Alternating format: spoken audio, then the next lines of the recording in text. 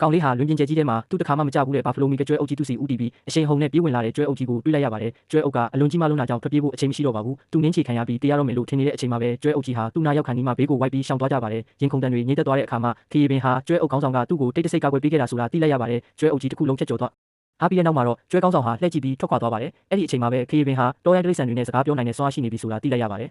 ခရီးပင်ဒီလိုစွမ်းအားမျိုးရလာရခြင်းရဲ့အကြောင်းရင်းကတော့လွန်ခဲ့တဲ့ရက်အနည်းငယ်ကလူမြင်ထဲမှာချင်းသေးပင်တကောင်နဲ့ထိတိုက်တွေ့ခဲ့တဲ့ဖြစ်ရဲ့ကြောင့်ပါသူဟာသူ့ရဲ့အမဲလိုက်တဲ့နက်ကိုဖြည်းဖြည်းချင်းအောက်ချလိုက်ပြီးသူ့မှာရန်ပြုလို့စိတ်မရှိကြောင်းပြသခဲ့ပါတယ်ချင်းသေးပင်ကကောင်လေးရဲ့ရည်ရွယ်ချက်ကိုနားလည်သွားပြီးမျက်လုံးတွေနူးညံ့သွားခဲ့ပါတယ်ဒါပေမဲ့အဝေးကနေကြည့်နေတဲ့ခရီးပင်ရဲ့ဖခင်ကတနက်နဲ့လှမ်းပစ်လိုက်တာကြောင့်ချင်းသေးပင်ဒဏ်ရာရသွားပါတယ်အမျက်ထွက်သွားတဲ့ချင်းသေးပင်ဟာ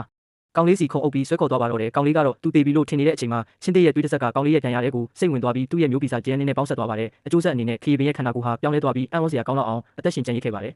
ဒါပေမဲ့သူအိမ်ပြန်ရောက်တဲ့အခါမှာတော့နေရံပေါ်မှာချိတ်ဆွဲထားတဲ့ချင်းသေးပင်ရဲ့ခေါင်းကိုမြင်လိုက်ရပြီးဒေါသတွေအလိမ့်လိုက်ထွက်လာပါတော့တယ်သူဟာဖခင်ဖြစ်သူနဲ့ပြင်းပြင်းထန်ထန်ရန်ဖြစ်ပြီးတဲ့နောက်အဲ့ဒီညမှာပဲအိမ်ကနေအပြီးပိုင်ထွက်ခွာဖို့ဆုံးဖြတ်လိုက်ပါတယ်အိမ်ခေါင်မိုးဆုံးကနေဆင်းဖို့စူးစမ်းရင်းမတော်တဆပြုတ်ကျသွားပြီးမဲ့သူ့မှာဘာတန်ရာမှမရတာကိုတွေ့လိုက်ရပါတယ်သူ့ရဲ့စွမ်းရည်ကိုစမ်းသပ်ဖို့အတွက်လေးတစင်းကိုခပ်ဖွားဖွားလေးပြစ်လိုက်တာတောင်ကီလိုမီတာအတော်များများအထိလွင့်ထွက်သွားပါတယ်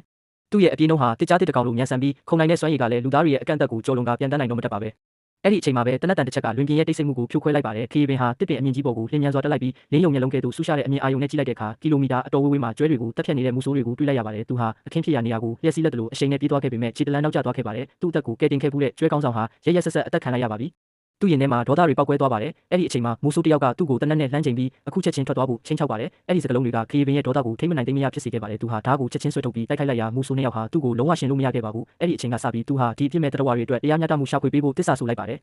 16နှစ်ကြာသွားတဲ့အခါမှာတော့အဲ့ဒီကောင်လေးဟာမူဆိုးတိုင်းကြောက်ရွံ့ရတဲ့လူတစ်ယောက်ဖြစ်လာပါတော့တယ်ဒါပေမဲ့တော်ရိုင်းတိရစ္ဆာန်တွေကိုအစုလိုက်ပြုံလိုက်တက်ဖြတ်ခြင်းကနေကာကွယ်ပေးနေတဲ့မစ်ရှင်တစ်ခုမှာတော့သူ့လိုပဲတိရစ္ဆာန်ဗီဇပြောင်းလဲထားတဲ့ကြက်လူသားတစ်ယောက်နဲ့ထိတ်တိုက်တွေ့ပါတော့တယ်ချင်းတိဗီဇပြောင်းခရီးပင်ရဲ့တိုက်ခိုက်နိုင်စွမ်းဟာစပိုက်တာမင်းထက်တောင်တားလုံးတယ်လို့ဆိုကြပါတယ်